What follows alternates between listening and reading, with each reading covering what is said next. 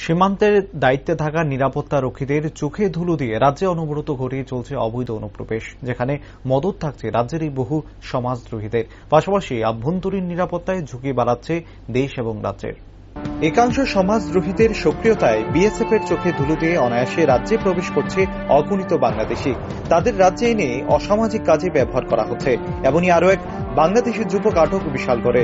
ঘটনা বুধবার রাতে বিশালগড় রঘুনাথপুর রেল ব্রিজ সংলগ্ন এলাকায়। পুলিশকে দেওয়া তথ্য অনুযায়ী আটককৃত যুবকের নাম সাদ্দাম হোসেন, বাড়ি বাংলাদেশের চিটাগাং জেলায়। সোনামুড়া সীমান্ত দিয়ে ত্রিপুরায় প্রবেশ করছে সে। সাদ্দাম জানিয়েছে, বিশালগড়ের কুখ্যাত বাইক চোর আরিফ ও নসু তাকে বিশালগড়ে নিয়ে এসেছে। তাদের বাড়ি রঘুনাথপুর ও নোয়াপাড়ায়। উভয়ই জেল ফেরত কুখ্যাত আসামি। তবে সীমান্তে জওয়ানদের চোখে ধুলো দিয়ে কিভাবে অবৈধ অনুপ্রবেশ জারি আছে তা বোধহয় আরো নতুন করে কিছু বলার অপেক্ষা রাখে না। এর সঙ্গে একাংশ পুলিশও জড়িত বলে অভিযোগ রয়েছে। রাজ্যে চুরির ঘটনা বেড়ে চলছে। বিশেষ করে বাইক চুরির ঘটনা নিত্যদিনের ব্যাপার হয়ে দাঁড়িয়েছে। বুধবার রাতে উক্ত বাংলাদেশি যুবক রঘুনাথপুর এলাকায় ঘোরাফেরা করতে থাকায় স্থানীয়দের সন্দেহ হওয়ায় তাকে আটক করে পুলিশের হাতে তুলে দেওয়া হয়।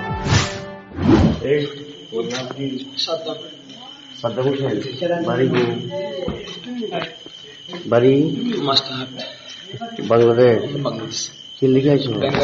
মানে মরে গেছে আমার ভাই মরে গেছে একটা। মরে গেছে টুরে গেছে আমি তা বুঝি না। কি লিখাইছো তুই? পাসপোর্ট আছে নি তোমার? পাসপোর্ট আছে নি? জি পাসপোর্ট আজ গেছে। পাসপোর্ট আসেনি? পাসপোর্ট আজ গেছে। হারিয়ে গেছে। এখানে কি লিখাইছো? ত্রিপুরাতে কি লিখাইছো? হ্যাঁ ত্রিপুরাতে কি লিখাইছো? বিশাল করে কি লিখাইছো? নসু আর কেটা? আর কে জানি না। আরিফ মানে কি লিখে আনছে? কি কথা কই আনছে? মানে কিস্তি টাকা ব্যাপার দেয়, জামিন বাজছে দেয়, এই জন্য তুমি এখানে কি টাকা পাবে? তোমারে মাসে টাকা দিব? মানে কি করলে টাকা দিব? ওই নৌকো চালাইব। নৌকা কই ফেলবা নাকি জল আছে? নৌকা মাঝে।